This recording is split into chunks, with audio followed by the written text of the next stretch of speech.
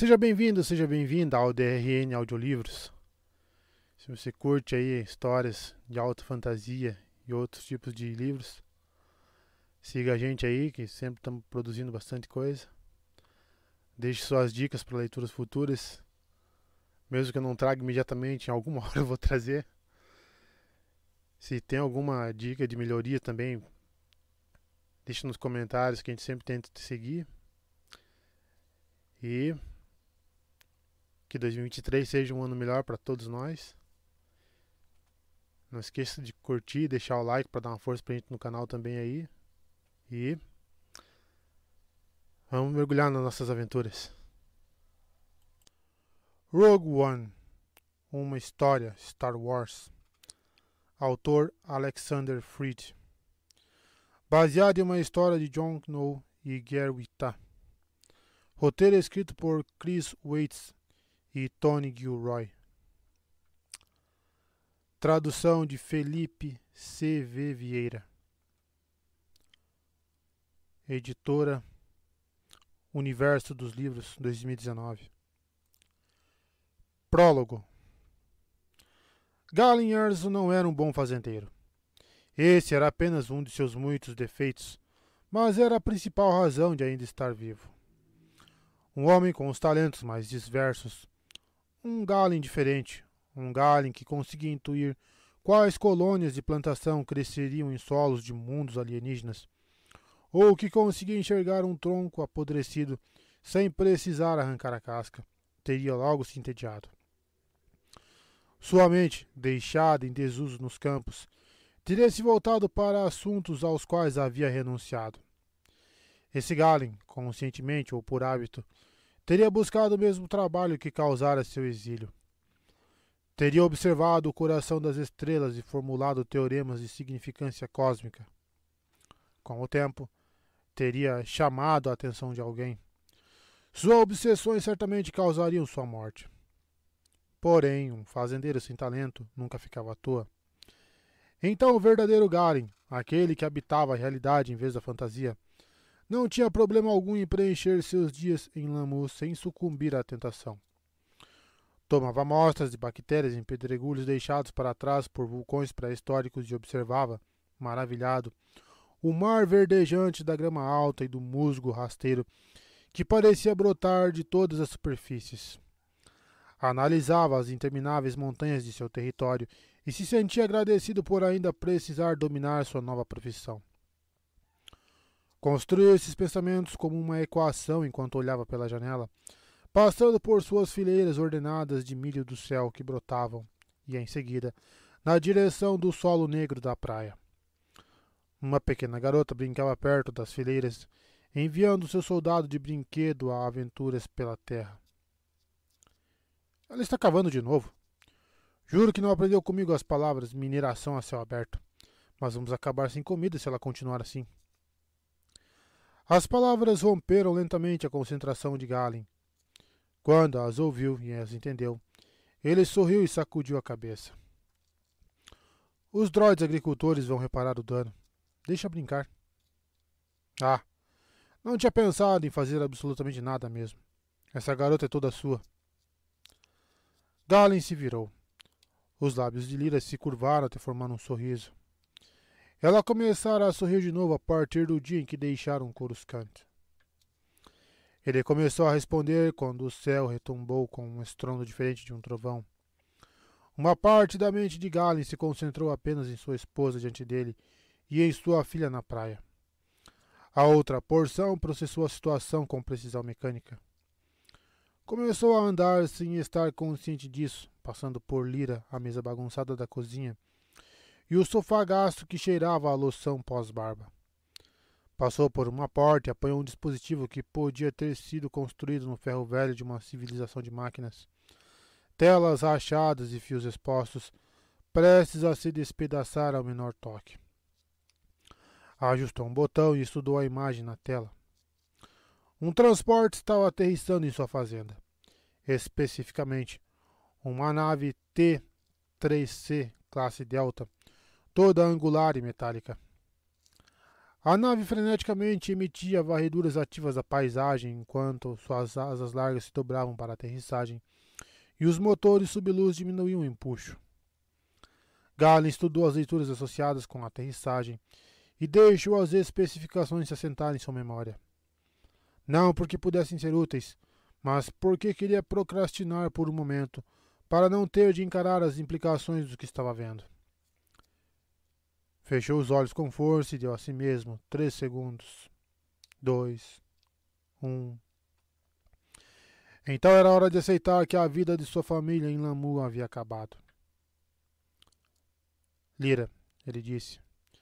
Galen assumiu que ela estava perto, mas não se virou para olhar. É ele? Ela perguntou. Lyra pareceu não estar com medo, algo que assustou Galen mais do que qualquer coisa. Não sei, mas temos que... Vou começar, ela disse. Galen assentiu sem tirar os olhos do console. Ele não era propenso ao pânico. Sabia o que precisava ser feito. Havia ensaiado naqueles raros dias em que a fazenda cuidava de si mesma, ou naquelas noites menos raras nas quais o sono lhe escapava. Tais preparações eram as únicas obsessões que ele se permitia. Galen se virou para a outra máquina, digitou um código e arrancou uma série de cabos da parede com rápidos puxões. Começou outra contagem regressiva em sua cabeça. Se a formatação de dados não se completasse em 5 minutos, começaria a destruir fisicamente os componentes. Ouviu passos na porta da frente, rápidos e leves. Virou-se para ver Jim correr para dentro, com os cabelos castanhos e o rosto sujo de terras. Ela deixara o brinquedo no campo.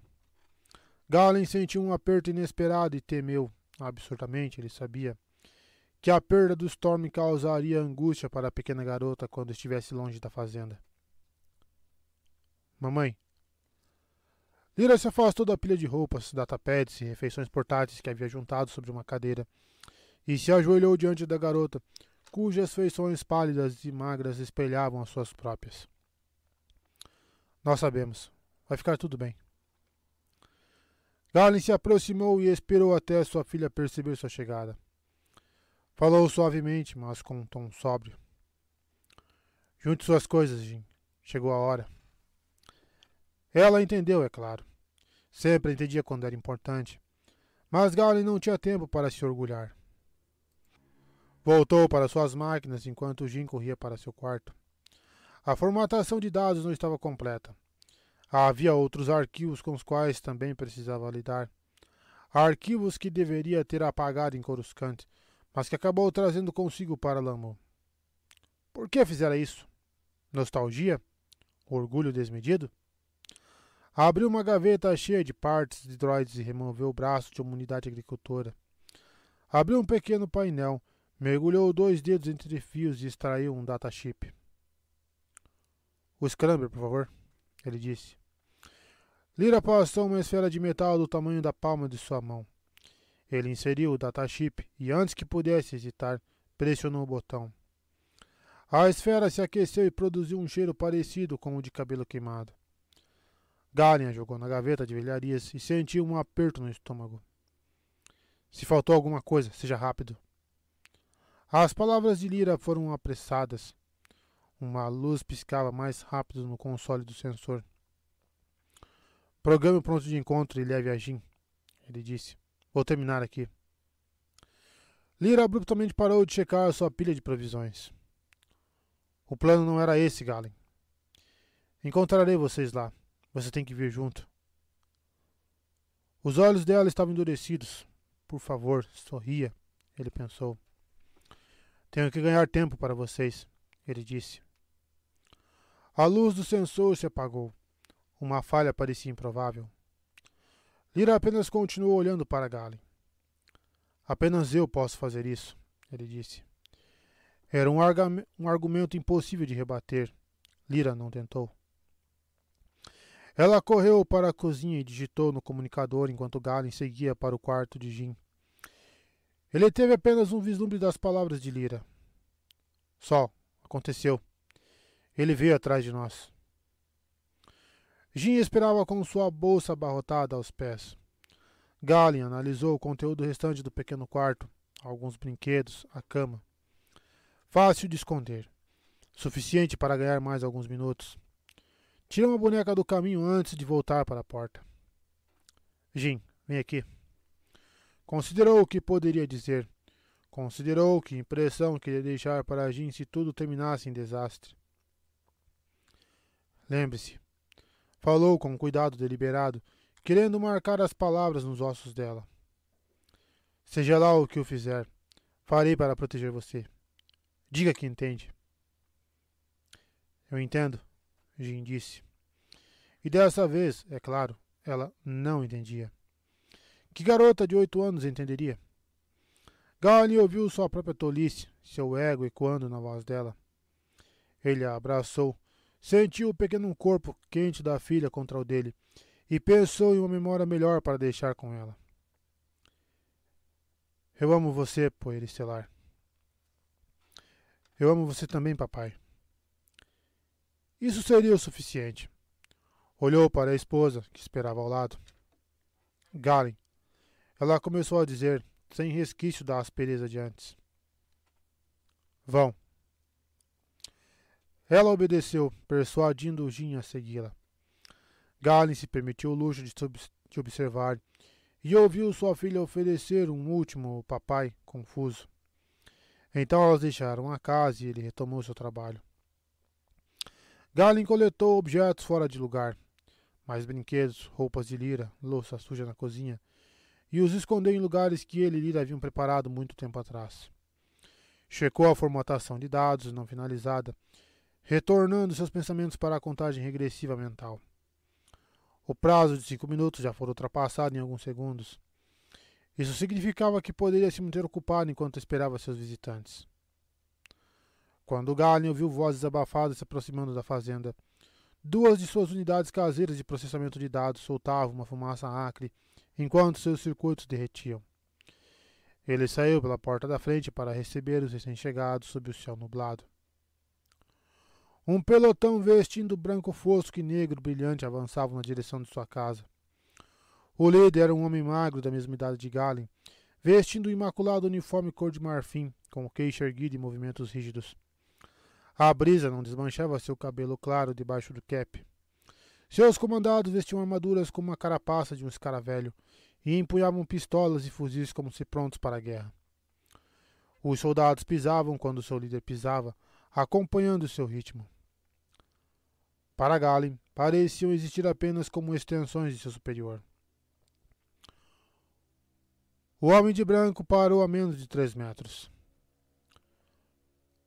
Você é um homem difícil de encontrar, Galen, ele disse, não muito contente. A ideia era essa. Galen também não estava sorrindo, embora até pudesse.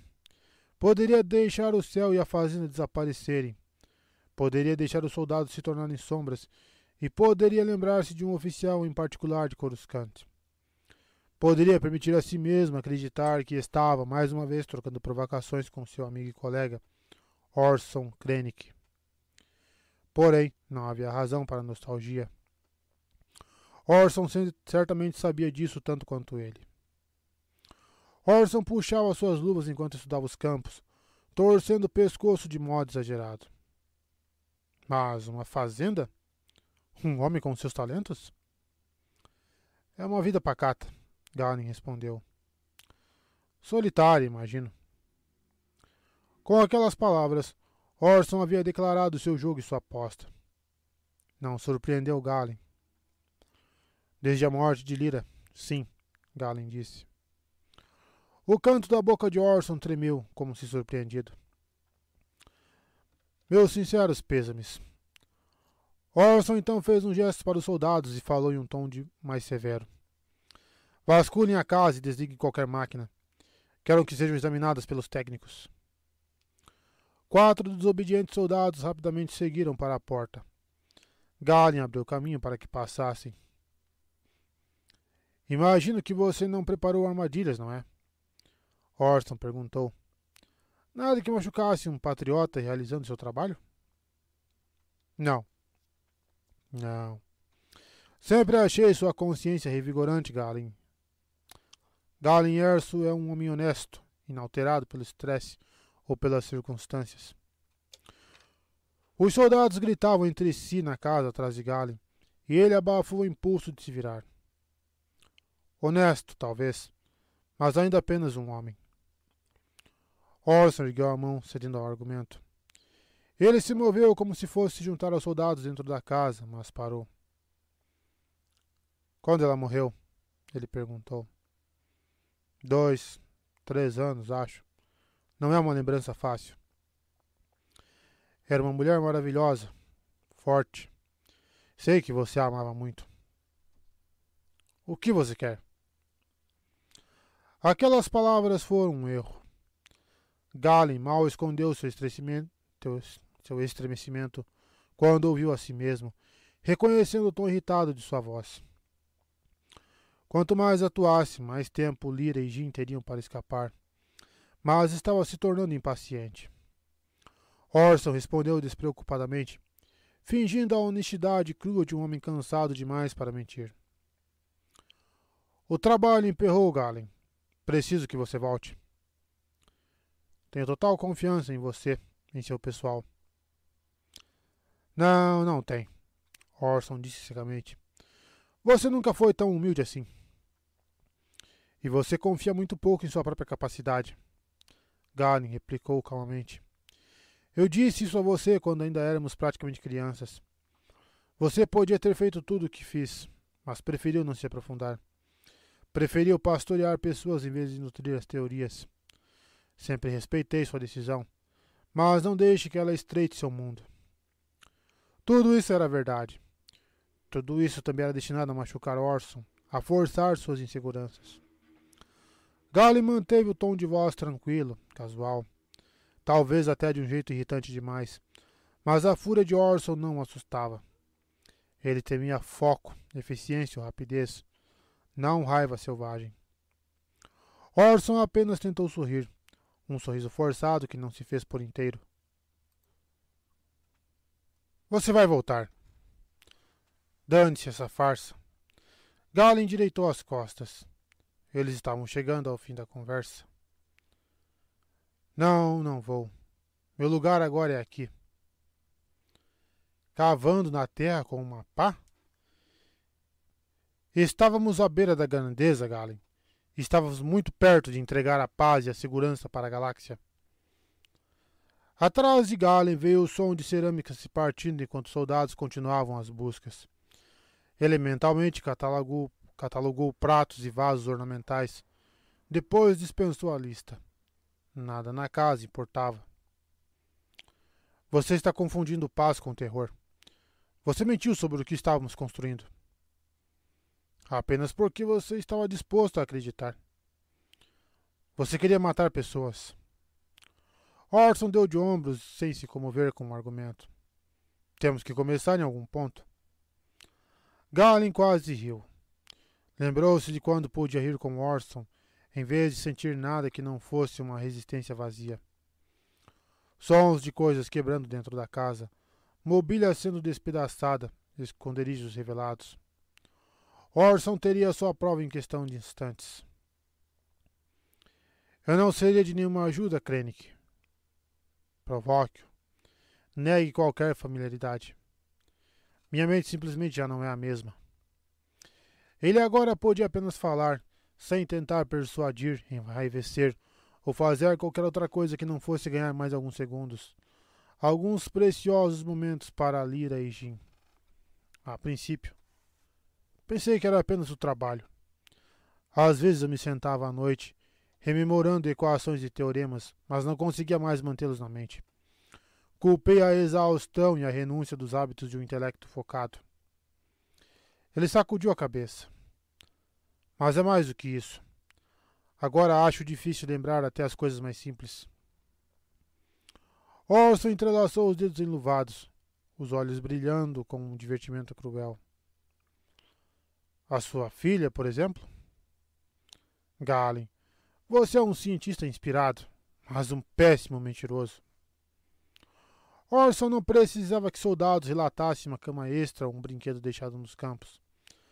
Não havia mais atrasos que Galen pudesse criar, nenhuma esperança de esconder a presença de sua família em Lamu. Rezou para que Lyra tivesse melhor sorte. Ela nunca o decepcionara.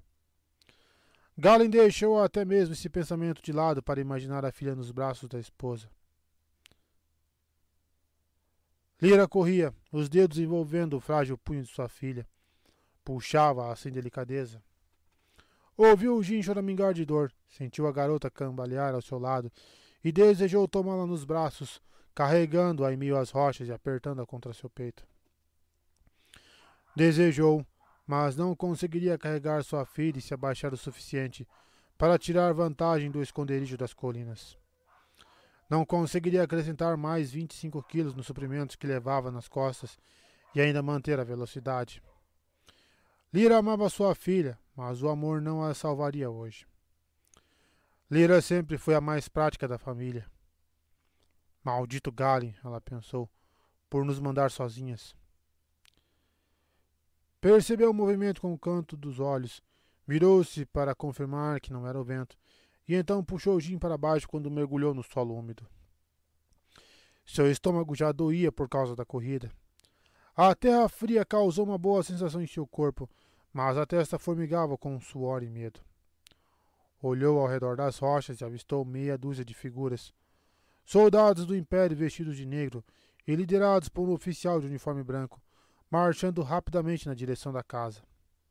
Não apenas um oficial de branco. Orson Krennic liderava um esquadrão da morte até a casa da fazenda, na direção de Galen.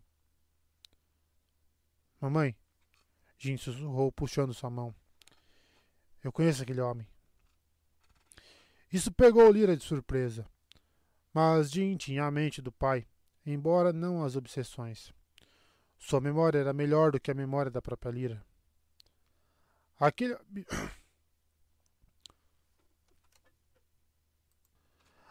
é um amigo especial do seu pai, Orson, ela quis dizer. Ele é um maldito mentiroso que se acha um visionário. Em vez disso, sussurrou. Shhh. E pressionou 2 dedos contra os lábios de Jin antes de beijar sua testa. Precisamos continuar. Não deixe que eles vejam você, certo? Jin assentiu, mas parecia aterrorizada. Elas começaram a se mover juntas, agachadas, tão rápido quanto possível. Câimbras atingiram os quadris de Lyra quando conduziu Jin ao redor da base de uma torre de comunicação e parou novamente para olhar na direção da casa. Não conseguia distinguir Krennic entre os soldados, nem conseguia ver se Galen havia saído. Mas o grupo havia parado perto da porta. Lyra repentinamente imaginou as figuras de armadura mirando o lança-chamas, reduzindo a casa a cinzas e metal carbonizado, enquanto seu marido gritava lá dentro. Ela sabia que isso não aconteceria. Enquanto Krennic estivesse no controle, Galen permaneceria vivo até bem depois que elas estivessem mortas. Ele não teria alternativa a ser trabalhar para aquele homem até ficar velho e fraco, até seu intelecto começar a falhar e o Império determinar que ele não era mais útil. Lyra percebeu que havia tomado uma decisão. Retirou a bolsa dos ombros e procurou dentro até encontrar aquilo de que precisava. Deixou uma trouxa de roupa sobre a grama e tocou os ombros de Jin. A garota tremia. Ela encontrou os olhos de sua mãe. Você sabe para onde deve ir, não é? Lyra perguntou. Espere por mim lá. Não saia de lá para ninguém, apenas para mim. Jin não respondeu. Lyra viu a umidade em seus olhos. Uma voz disse a Lyra: se você a deixar agora, ela estará acabada. Você terá levado todas as forças que ela tem. Mas Lyra havia se comprometido com aquele caminho. Seu marido precisava dela mais do que sua filha. Apressadamente levou as mãos à garganta, afastando o tecido áspero até os dedos tocarem um frágil cordão. Tirou seu colar e observou o pingente balançar na brisa. O cristal irregular e opaco estava marcado por uma inscrição na lateral. Gentilmente passou o colar sobre a cabeça de Jin. A garota não se mexeu. Confie na força, Lyra disse e forçou um sorriso. Mamãe, Eu estarei lá, Lyra sussurrou. Agora vá. Ela envolveu Jin nos braços. Não demore muito. Não dê tempo para ela pensar. E virou a garota, empurrando-a para longe. Lyra observou a filha cambalear entre as pedras, desaparecendo de vista. Era hora de retomar o foco. Jin estaria segura. Mais segura se Lyra fizesse isso. Ainda mais segura se tivesse sucesso. De qualquer maneira, estaria mais segura. Olhou de volta para a casa da fazenda e para o grupo reunido na frente da porta. Então apanhou a trouxa de roupas e seguiu pelo caminho de onde viera. Manteve o corpo abaixado e andou mais rápido enquanto via 4 soldados entrarem na casa e revelarem Galen e Krennic juntos. Ouviu levemente suas vozes. Krennic declarando com um tom meloso: temos que começar em algum lugar.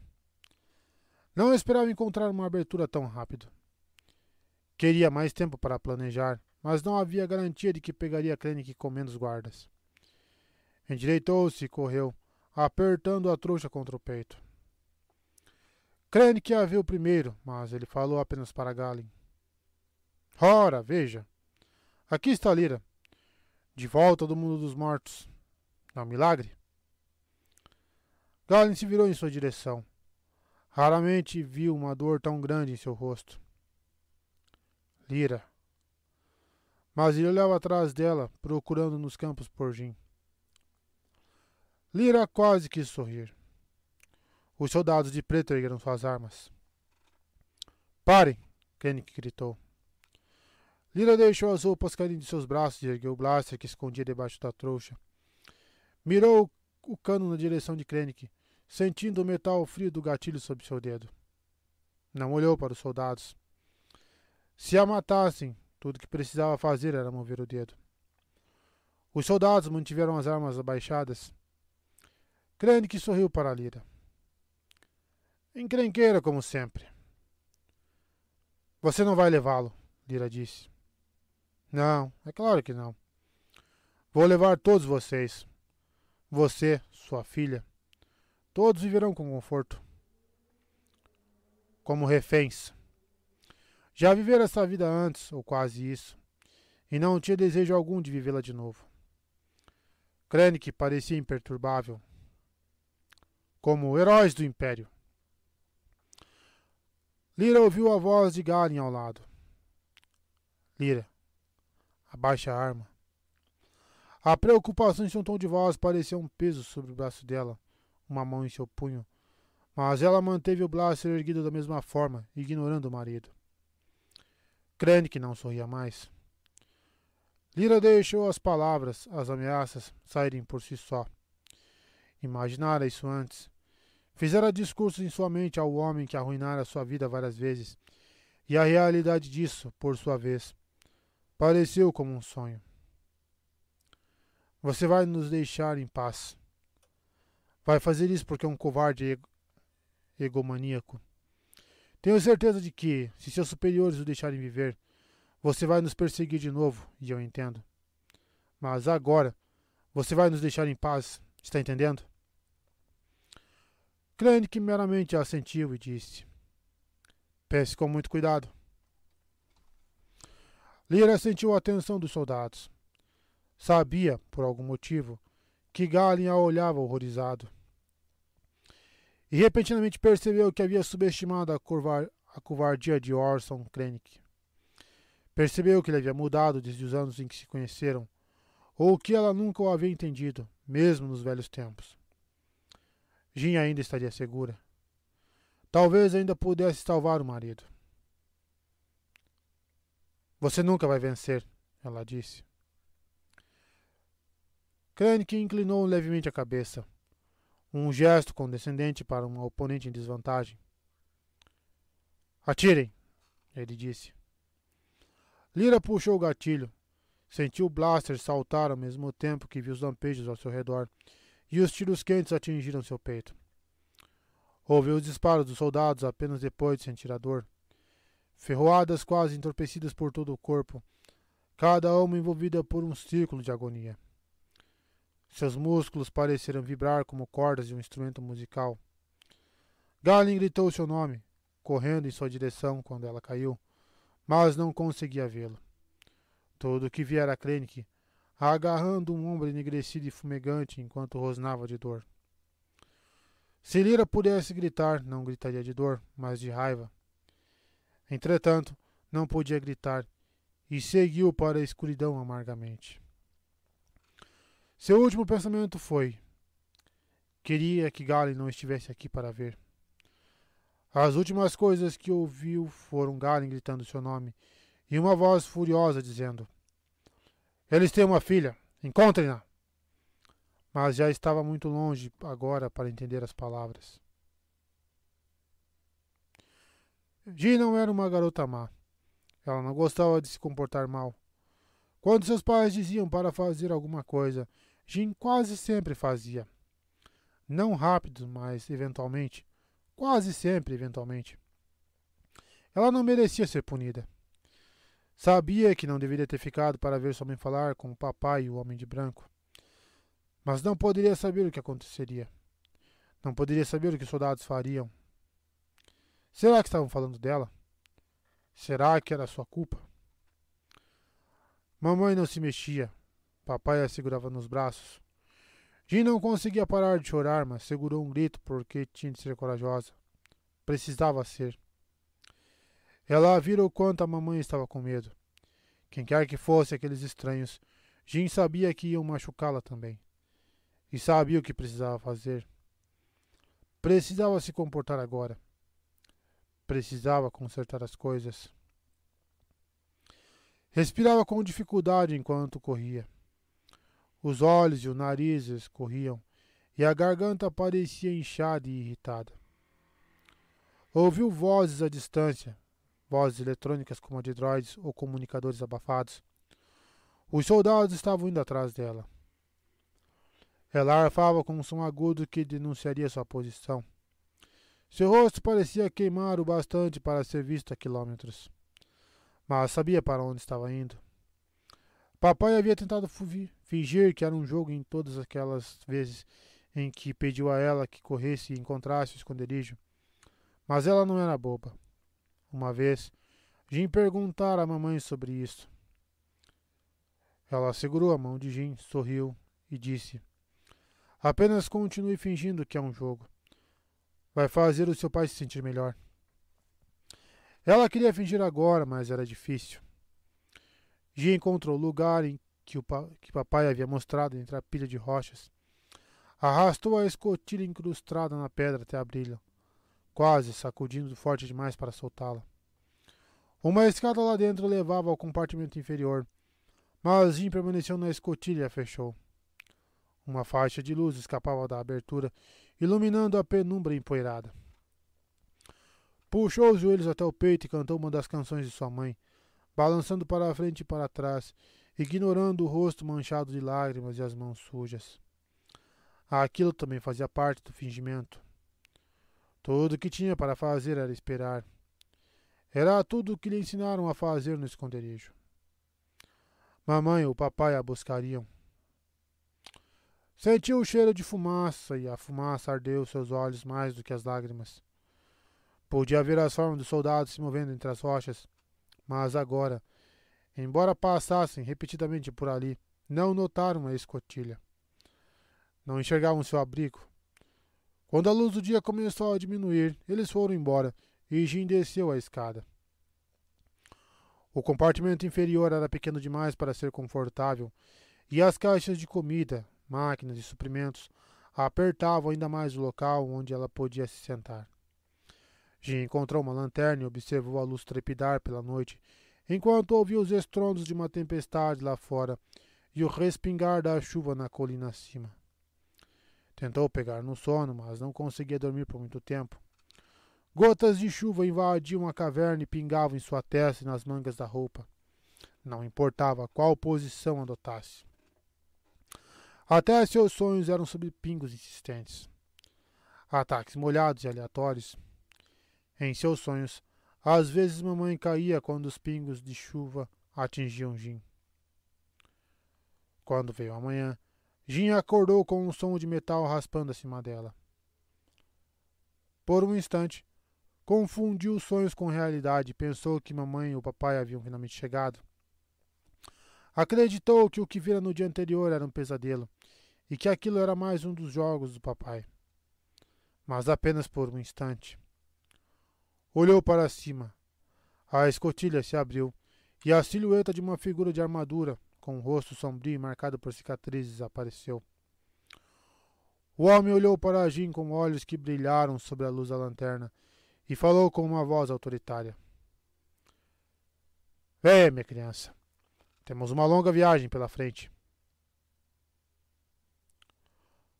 Orson Krennic observava Galen a bordo do transporte.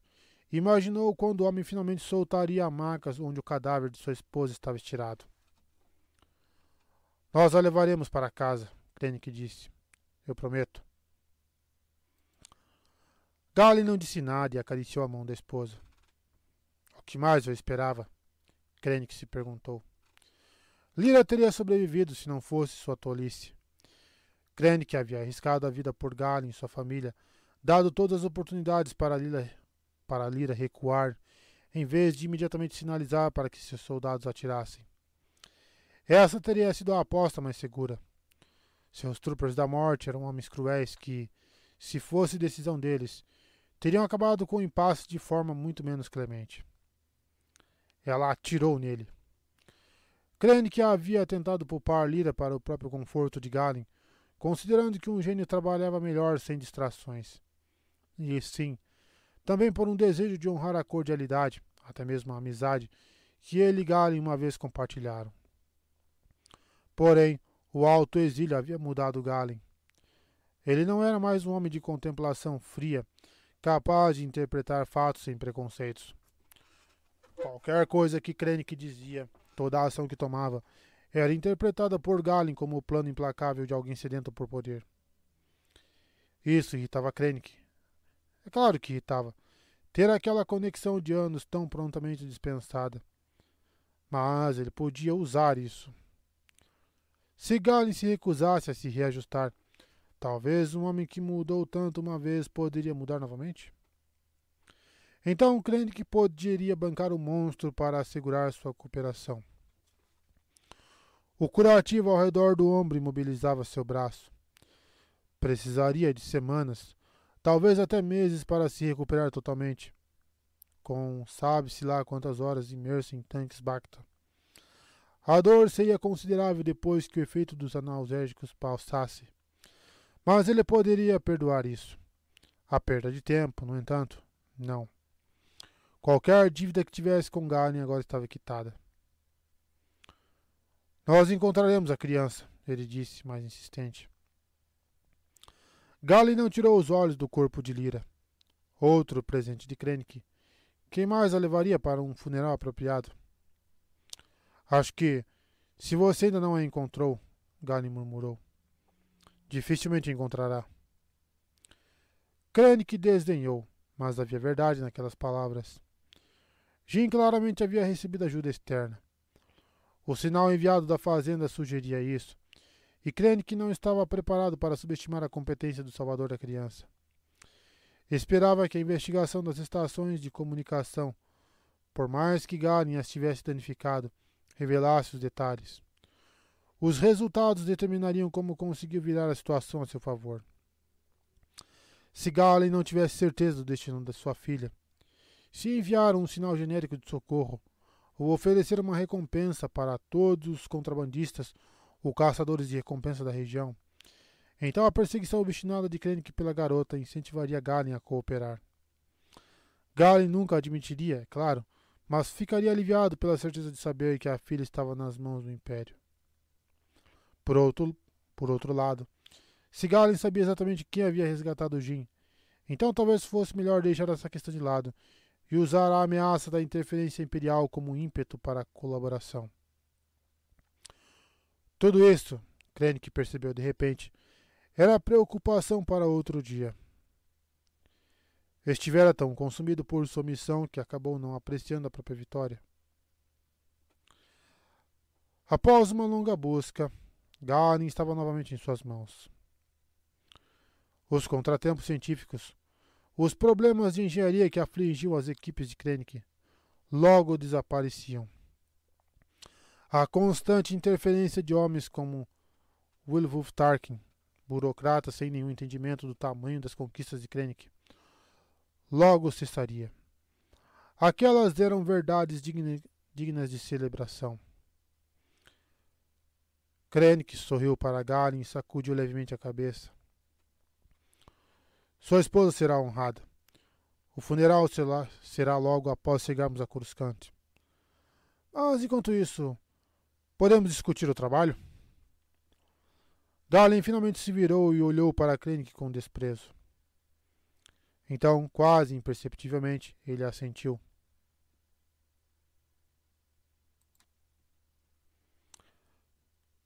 Dados complementares. Atualização da inteligência. A Aliança Rebelde. Documento EINI 3814. Análise situacional sobre Jedha.